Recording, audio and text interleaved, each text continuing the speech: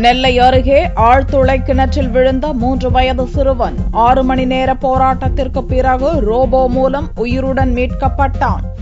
நெல்லை மாவட்டம் சங்கரன்கோவில் அருகே குத்தாலப்பேரி பகுதியைச் சேர்ந்தவர் விவசாயி கணேசன். தனது 3 வயது ஆண் குழந்தை ஹர்ஷனுடன் திங்கட்கிழமையன்று காலை தோட்டத்திற்கு சென்றார்.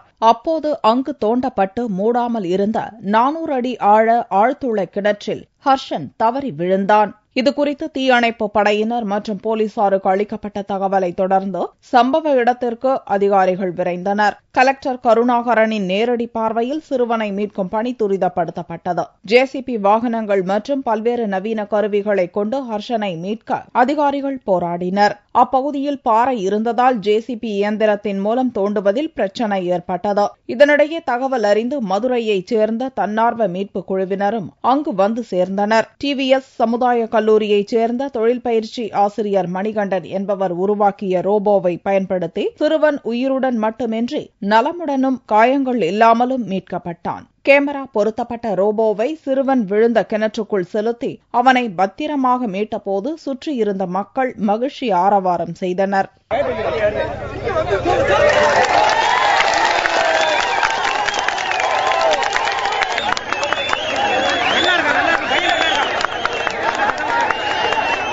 தர்சன் என்ற குழந்தை சுமார் 2.5 வயது.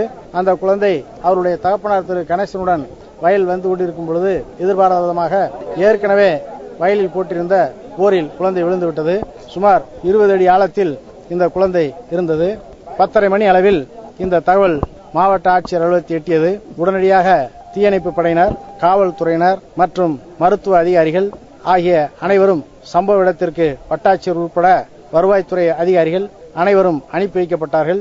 6 மணி நேர போராட்டத்திற்கு பிறகு மீட்கப்பட்ட சிறுவன் ஹர்ஷன் முதலுதவி சிகிச்சைக்காக சங்கரன்கோவில் அரசு மருத்துவமனையில் அனுமதிக்கப்பட்டான். ஹர்ஷன் உயிருடன் மீட்கப்பட்டது அப்பகுதி மக்களிடம் மகிழ்ச்சியை ஏற்படுத்தியது. திங்களன்று தீயணைப்பு படையினர் தினத்தை அனுசரிக்க திட்டமிட்டிருந்த அதிகாரிகள் ஆழ்துளை கிணறுகளின் ஆபத்து குறித்தும் விழிப்புணர்வு ஏற்படுத்த திட்டமிட்டிருந்தனர். இந்நிலையில் ஆழ்குழாய் கிணற்றில் தவறி விழுந்த சிறுவன் உயிருடன் மீட்கப்பட்டது தீயணைப்பு படையினரை மகிழ்ச்சியடையச் செய்துள்ளது.